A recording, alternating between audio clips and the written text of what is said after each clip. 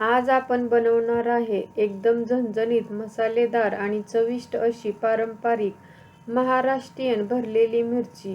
ही recipe आपण भाकरी बरोबर, पोळी बरोबर, चपाती बरोबर किंवा वरण भातासोबतही खाऊ शकतो. खूपच चविष्ट लागते. ही भरलेली मिरची बनवण्यासाठी इथे मी एक वाटण किंवा मसाला बनवलेला आहे, जो की तुम्ही कोणत्याही सुक्या भाजीसाठी वापरू शकता. नमस्कार, जया इंडियन रेसिपी चॅनलमध्ये सर्वांचं खूप खूप स्वागत आहे. इथे सुरुवातीला मसाला बनवून घेणार आहे. त्यासाठी इथे मी पाव वाटी शेंगदाणे घेतलेले आहेत. आता हे शेंगदाणे आपल्याला कमी गॅसवरती अगदी खरपूस होईपर्यंत भाजून घ्यायचे आहेत. अगदी मस्त असे खरपूस होईपर्यंत भाजले म्हणजे आपलं वाटण किंवा मसालाही अगदी खमंग तयार होतो. शेंगदाणे अगदी खरपूस भाजले की इथे मी एका प्लेटमध्ये काढून घेते. मी 2 चमचे तीळ घेतलेले आहेत. तीळही आपल्याला अगदी खमंग होईपर्यंत भाजून घ्यायचे आहेत. इथे बघू शकता तीळ हलकेसे सोनेरी झालेले आहेत आणि अगदी खमंग भाजल्यानंतर त्याच सेम प्लेटमध्ये काढलेले आहेत. इथे मी 5-6 चमचे सुकं खोबरं किसून घेतलेलं आहे. आता हे सुकं खोबरंही आपल्याला छान सोनेरी कलर येईपर्यंत भाजून घ्यायचं आहे. इथे बघा अगदी छान असं सुकं खोबरं भाजलेलं आहे. आता हेही एका प्लेटमध्ये काढून घेते. आता त्याच सेम तव्यामध्ये आपल्याला थोडेसे मसाले भाजून घ्यायचे आहेत. इथे मी अर्धा इंच आलं, 5-6 लसूण पाकळ्या, 4 काळी मिरी, 2 चमचे धने, अर्धा चमचे जिरे, अर्धा चमचे बडीशेप घेतलेली आहे.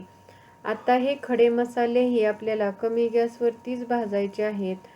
या मसाल्यांचा अगदी सुगंध येईपर्यंत इथे मी हे मसाले छान भाजलेले आहेत. त्यानंतर त्याच सेम प्लेटमध्ये हे काढून घ्यायचे आहेत. आता आपल्याला हे परतलेले किंवा भाजलेले सर्व साहित्य थंड होण्यासाठी ठेवायचे आहेत. तोपर्यंत इकडे आपण ही मिरची छान चिरून घेऊया. इथे मी बरोबर पाव किलो म्हणजेच 125 ग्रॅम अशी मोठी मिरची असते ना, ती घेतलेली आहे. ही मिरची मी स्वच्छ धुवून त्यानंतर पुसून घेतलेली आहे. ही मिरची बनवण्यासाठी आपण अगदी ताजीच मिरची घ्यायची आहे, म्हणजे अगदी छान अशी चविष्ट होते. मधून असा उभा कट मारून घ्यायचा आहे.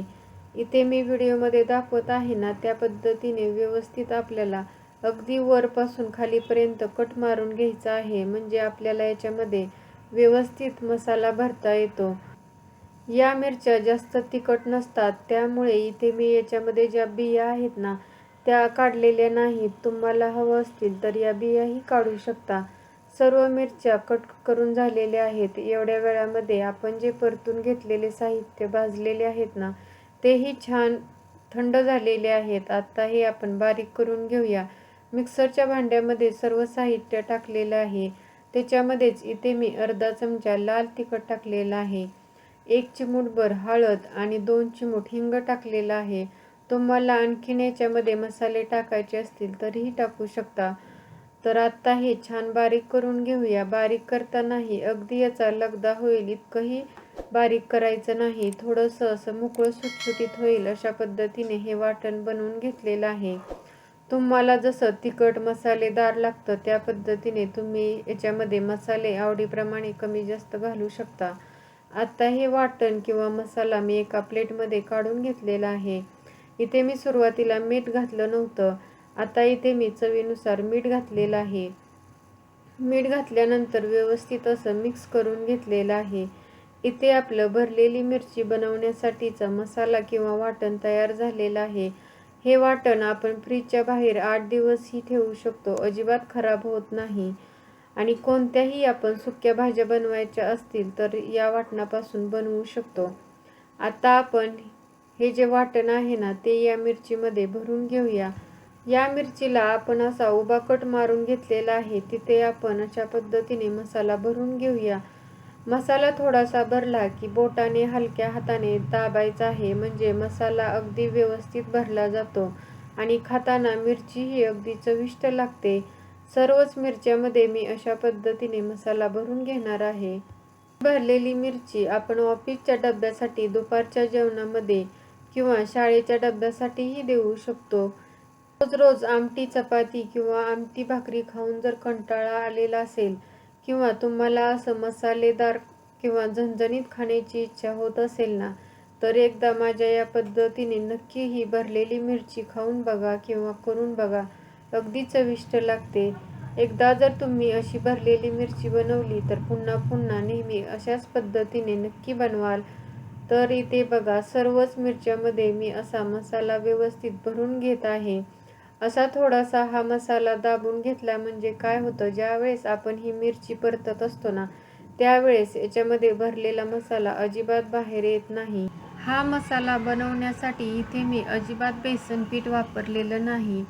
शक्यतो काय करतात, असं भरलेली मिरची किंवा भरलेली भेंडी बनवताना शक्यतो बेसन पीठ वापरलं जातं. पण इथे मी अजिबात बेसन पिठाचा वापर केलेला नाही. इथे मी सर्व मिरच्यामध्ये मसाला भरून घेतलेला आहे. हा जो राहिलेला मसाला आहे ना, तोही आपण याच्यामध्येच टाकणार आहे.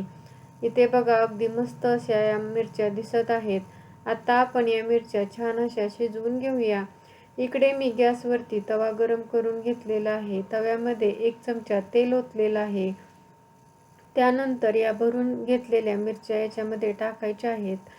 तरी काय करायचं आहे, व्यवस्थित अशा आपल्याला जिथून कट मारलेला आहे ना, ती बाजू वरती करायची आहे आणि अशा पद्धतीने या मिरच्या या तव्यावरती ठेवायच्या आहेत. या मिरच्या आपण शिजवताना शक्यतो असं पसरटच भांडं घ्यायचं आहे, जेणेकरून आपल्याला या मिरच्या व्यवस्थित शिजवता येतील. आता मी याच्यावरती झाकण ठेवलेलं आहे. 1 ते 2 मिनिटे कमी गॅसवरती छान शिजवून घेतलेलं आहे.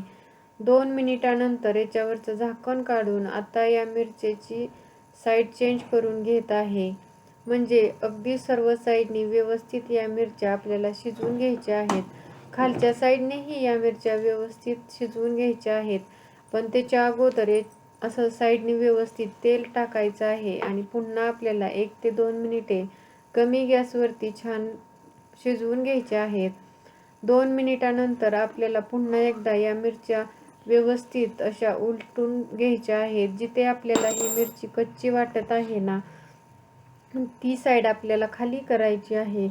आणि इथे बघा, जी साईडला मिरची होती ना, ती इथे मी मध्ये ठेवलेली आहे, म्हणजे अगदी छान अशा या मिरच्या शिजल्या जातील. आता जो राहिलेला जो मसाला होता ना, तोही आपल्याला या स्टेजला टाकायचा आहे. सुरुवातीला टाकलेला नव्हता, कारण तर या मिरच्या शिजेपर्यंत हा मसाला करपला असता. आता या मिरच्या बऱ्यापैकी शिजलेल्या आहेत, त्यामुळे थोड्या वेळानंतर इथे मी हा शिल्लक राहिलेला मसाला टाकलेला आहे. असा मसाला टाकला म्हणजे मिरच्याच्या बाहेरूनही या मसाल्याचं कोटिंग येतं. मसाला टाकला ना, मिनिटभरच आपल्याला झाकून पुन्हा हे असं हलवून घ्यायचं आहे. मसाला टाकला की याला जास्त वेळ असं ठेवायचं नाही, कारण तर मसाला लगेच करपला जातो. आता पुन्हा एकदा मी अशा पद्धतीने हलवून घेतलेलं आहे आणि अजून 1 मिनिटभर छान असं झाकून ठेवलेलं आहे. आणखी 1 मिनिटानंतर आपल्याला याच्यावरचं झाकण काढायचं आहे. आता या स्टेजला तुम्ही बघू शकता, या मिरच्याही व्यवस्थित परतलेल्या आहेत आणि याच्यामध्ये जो मसाला घातलेला होता ना, तोही व्यवस्थित वाफलेला आहे. याच्यापेक्षा जास्तही आपल्याला हा मसाला करपवायचा नाही. अगदी मसालेदार भरलेली मिरच्या तयार झालेल्या आहेत. आता या मिरच्या आपल्याला या गरम तव्यावरती ठेवायच्या नाहीत, प्लेटमध्ये काढून घ्यायच्या. जर तुम्ही असंच गरम तव्यावरती ठेवल्या ना, याच्यामधला मसालाही करपू शकतो आणि मिरच्याही करपू शकतात. अगदी टेस्टी अशा या मिरच्या झालेल्या आहेत. आणि इथे मी दुपारच्या जेवणामध्ये ही अशी भरलेली मिरची केलेली आहे. वरण भात आणि चपाती बरोबर इथे मी ही भरलेली मिरची सर्व केलेली आहे. तुम्ही आज दुपारच्या जेवणामध्ये काय बनवलं ते कमेंट करून नक्की सांगा. रेसिपी किंवा व्हिडिओ आवडला असेल तर व्हिडिओला लाईक करा. फ्रेंड्स फॅमिली बरोबर नक्की शेअर करा. चॅनलवरती नवीन असाल तर प्लीज चॅनलला सबस्क्राईब करा. त्याच्या शेजारी जे बेल आयकॉन आहे तेही प्रेस करा, म्हणजे नवीन व्हिडिओचं नोटिफिकेशन भेटेल. व्हिडिओ शेवटपर्यंत पाहिल्याबद्दल खूप खूप धन्यवाद. पुन्हा भेटूया अशाच नवीन रेसिपी बरोबर. तोपर्यंत मस्त खा, हेल्दी रहा. नमस्कार.